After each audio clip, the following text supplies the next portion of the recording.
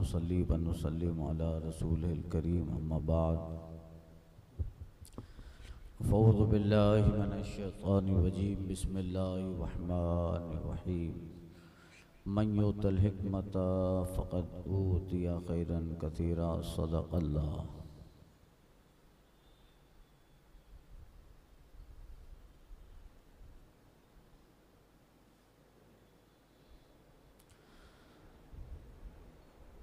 दर्स मसाइल में नमाज की शर्तों के बयान में दूसरी शर्त सत्र औरत का जिक्र जारी है। उसके कुछ मसाइल अर्ज़ किए, आगे से अर्ज़ करता हूँ। मसला औरत गलीज़ यानी क़ुबुल और दुबुर, आगे और पीछे का हिस्सा और उनके आसपास की जगह, औरत खफीफ़ा कि उनके माँ सिवा हैं और आज़ाए औरत हैं।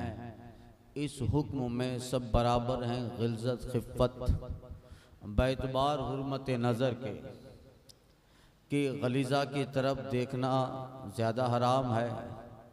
तो अगर किसी को घुटना खोले हुए हैं देखे तो नरमी के साथ मना करे, अगर बाज न आए तो उससे झगड़े ना, और अगर रान खोले हुए हैं तो सख्ती से मना करे, अगर बाज न आए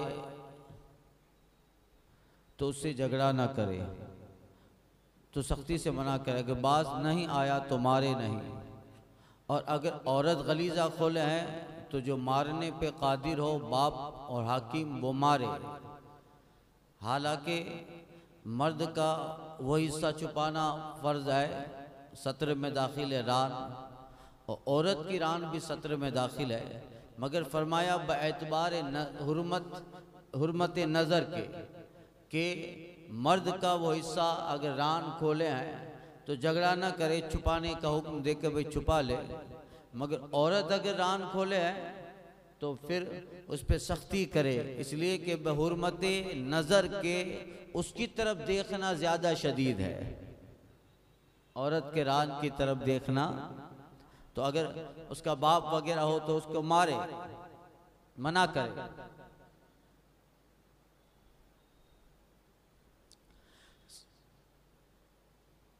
मसला सत्र के लिए ज़रूरी है, ये ज़रूरी नहीं है कि अपनी निगाहें भी उन आज़ा पे न पड़े। सत्र के लिए ये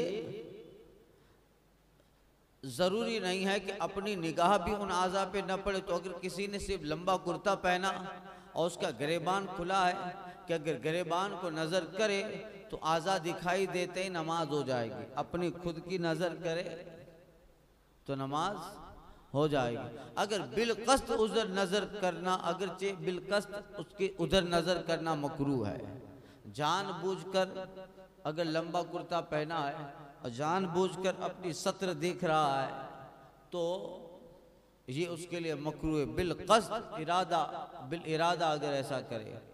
बाकी सत्र के लिए ज़रूरी नहीं कि अपनी निगाह भी उन आज़ा पे न पड़े। मसला औरों से सत्र के माना ये हैं कि इधर उधर से न देख सके। तो माज़अल्लाह अगर किसी शरीर ने नीचे झुककर आज़ा को देख लिया तो नमाज न गई।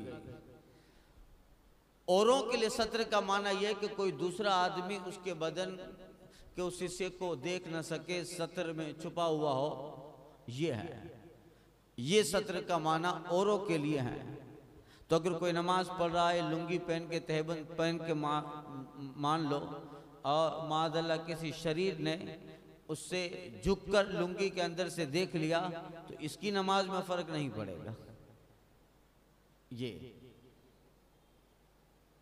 मर्द में औरत के आज़ा 9 हैं, जिन चीज़ को छुपाया जाए, छुपाना ज़रूरी है, तो मर्द में वो आज़ा 9 हैं। 8 अल्लामा हलबी ने और अल्लामा शामी, अल्लामा तहतावी वगैरह ने गिनाए हैं सुनिए, ज़कर माँ अपने सब अज्जा हशफा व कस्बा व कल्फा के उनसैन, ये दोनों मिलकर एक अज़वा हैं। इनमें फ़कत एक की चौथाई खुलना मुफसीद नमाज नहीं, दोनों मिलकर एक अज़वा है। दुबुर यानी पाखाना का मकाम, ये एक अज़व है। हर एक सुरीन जुदा एक अज़व है, दोनों सुरीन खुद एक अज़व है। तो जुदा एक अज़व है, तो इसका मतलब उनमें से किसी एक की चौथाई खुली रही तो नमाज न होगी। हर रान जुदा एक अज़व है। रान, तो रान चड्डे से घुटने तक रान है, घुटना भी उसमें दाखिल है, कलज किया था, अलग अज़्व नहीं। तो अगर पूरा घुटना बल्कि दोनों खुल जाए, नमाज हो जाएगी कि दोनों मिलकर भी एक रान की चौथाई को नहीं पहुंचते, एक रान की चौथाई को नहीं पहुंचते।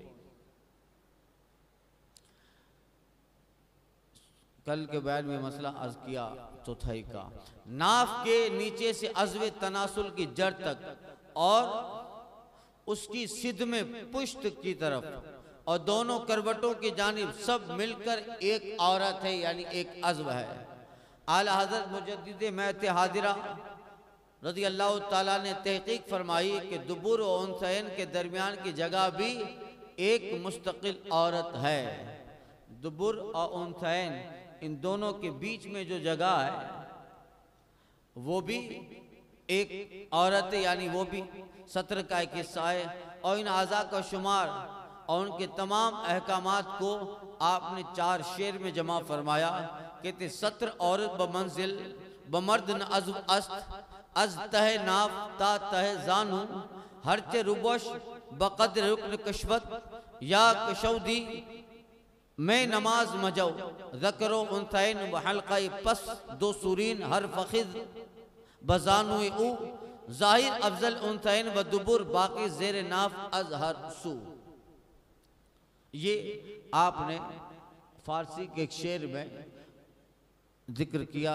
आगे जो अर्ज किया जिनका जिक्र उनका इस शेर में आपने जिक्र फरमाया। मसला आज़ाद औरत के लिए बैसना 5 अज़्व के जिनका जिक्र गुजरा, हथेली और इन सब का जिक्र पीछे गुजरा। 5 अज़्व, उनके सिवा सारा बदन औरत है।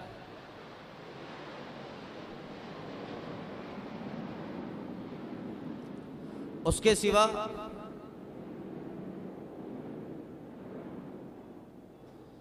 सारा बदन औरत है। 5 अज़्व का जिक्र हुआ था, हथेली है, मुंह की तिकली है, तलवे हैं। ये 5 के सिवा औरत का पूरा बदन ये औरत है, यानी उनको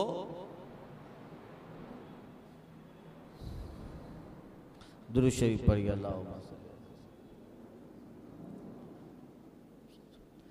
तो कहते हैं आज़ाद औरत के लिए बैसनाए 5 अज़्व के जिनका जिक्र हो चुका।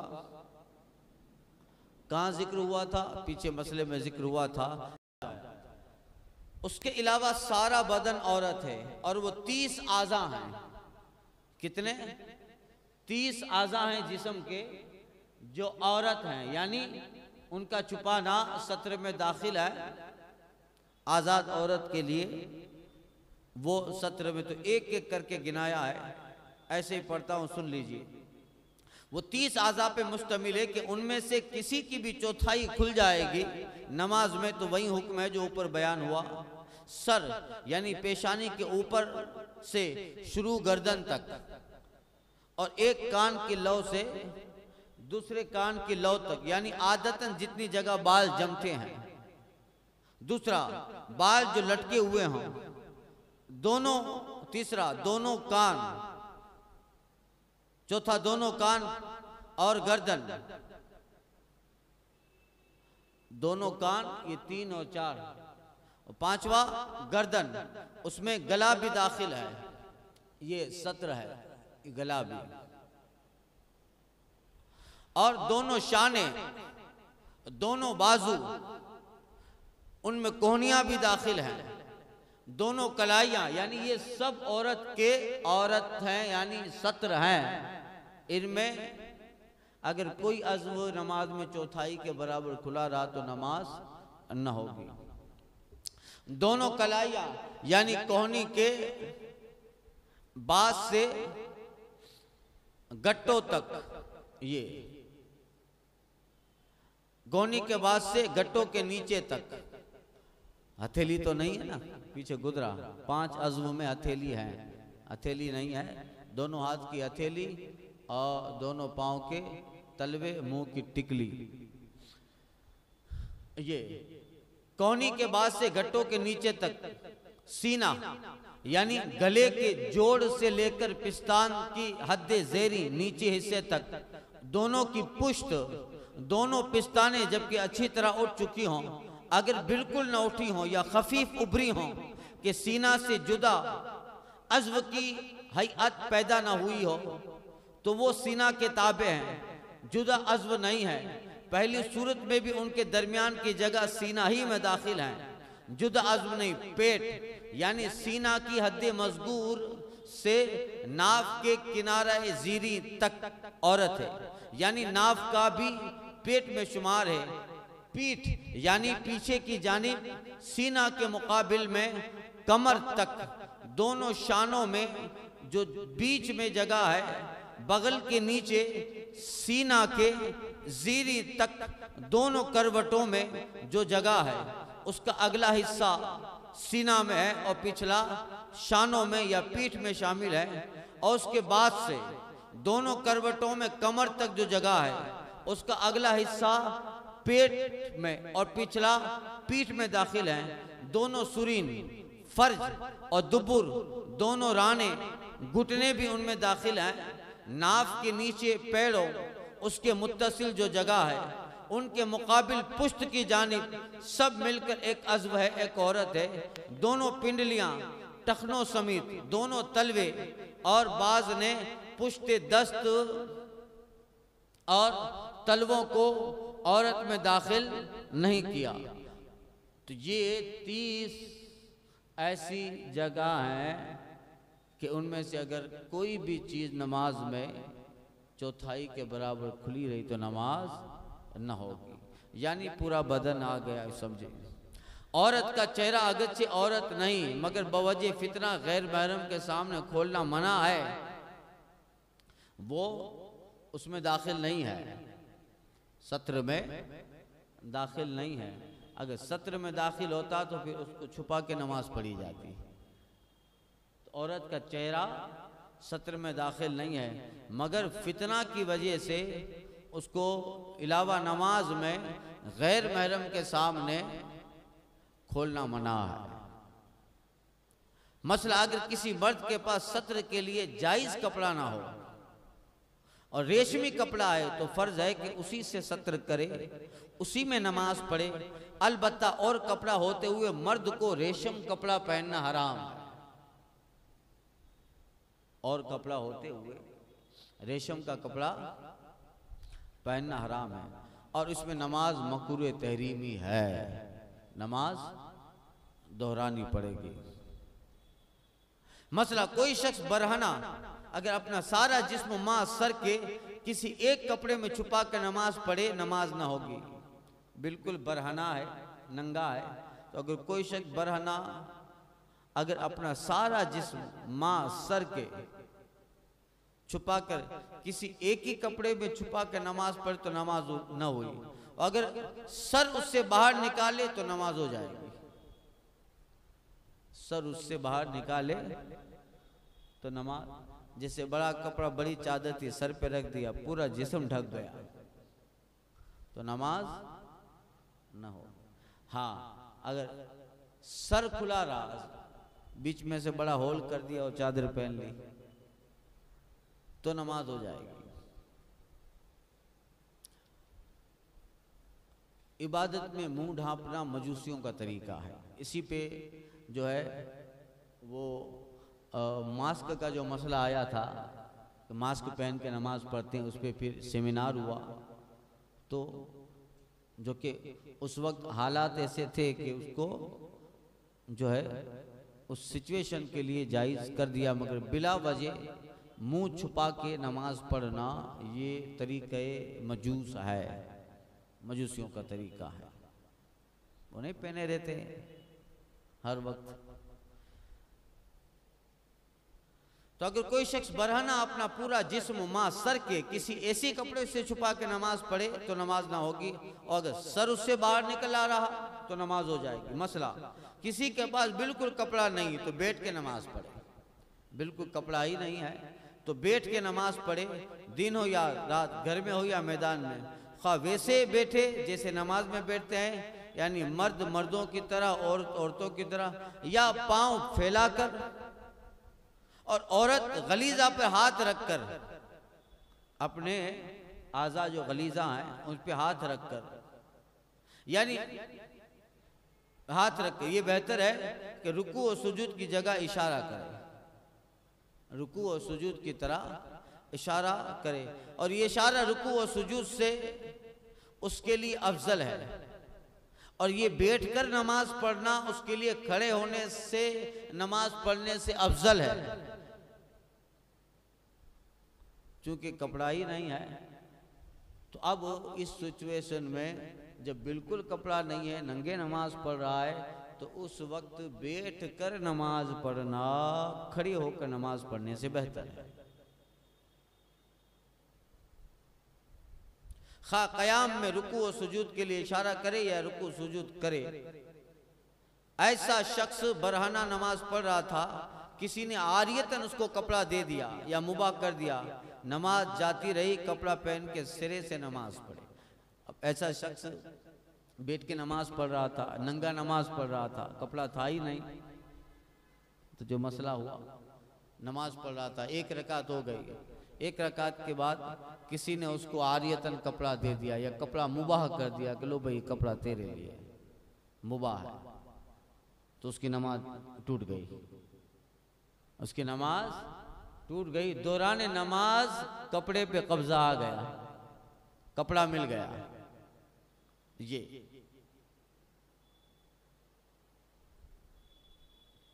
मसला, अगर कपड़ा देने का किसी ने वादा किया तो आखिर वक्त तक इंतजार करे,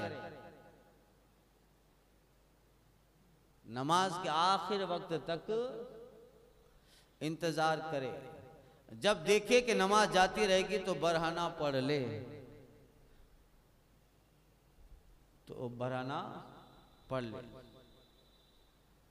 मसला, अगर दूसरे के पास कपड़ा है और गालिब गुमान यह है कि मांगने से दे देगा तो मांगना वाजिब है, मांगना वाजिब है, और ऐसे ही नमाज पढ़ ली तो नमाज ना हुई,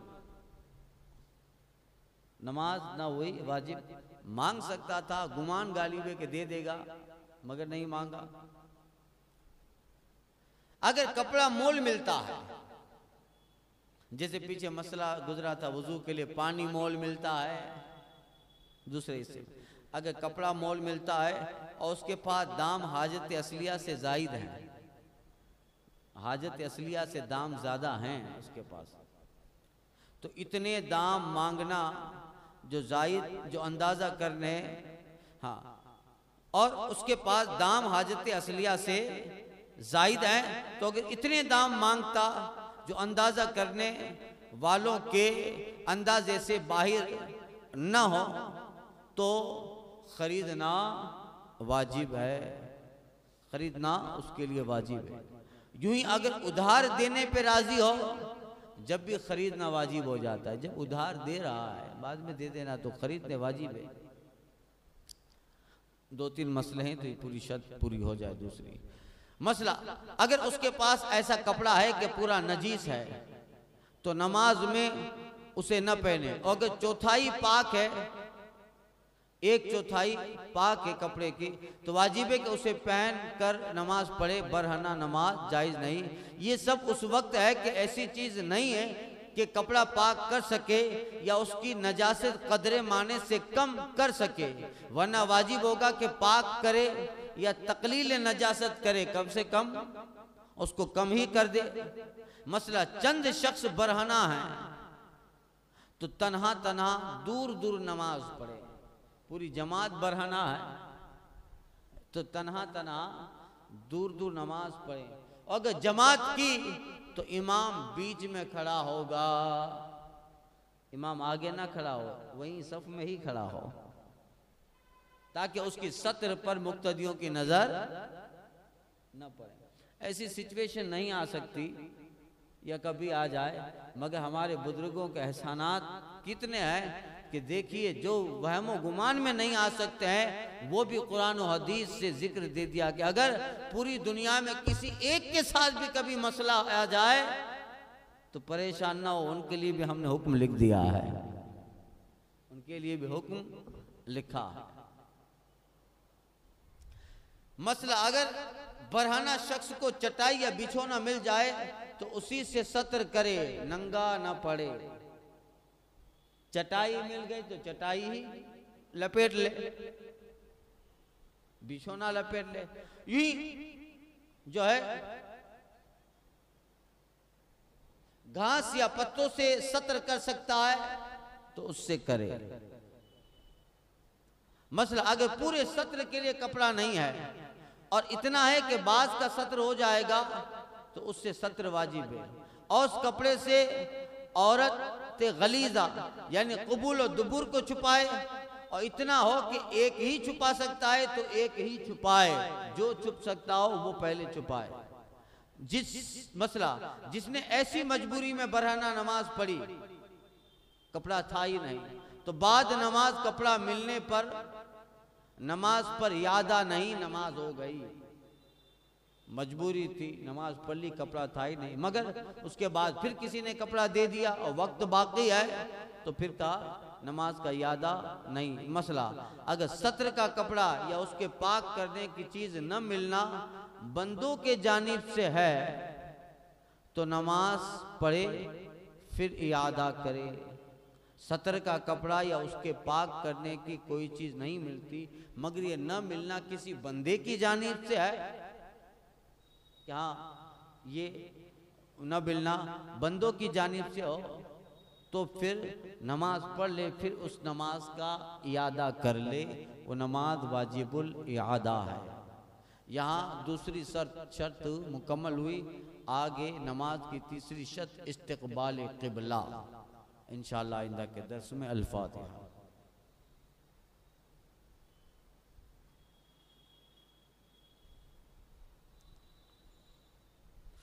इन्नल्लाह व मलाइकतहु युसल्लूना अलन नबी अय्युहल्लज़ीना आमनू सल्लु अलैहि व सल्लिमू तस्लीमा।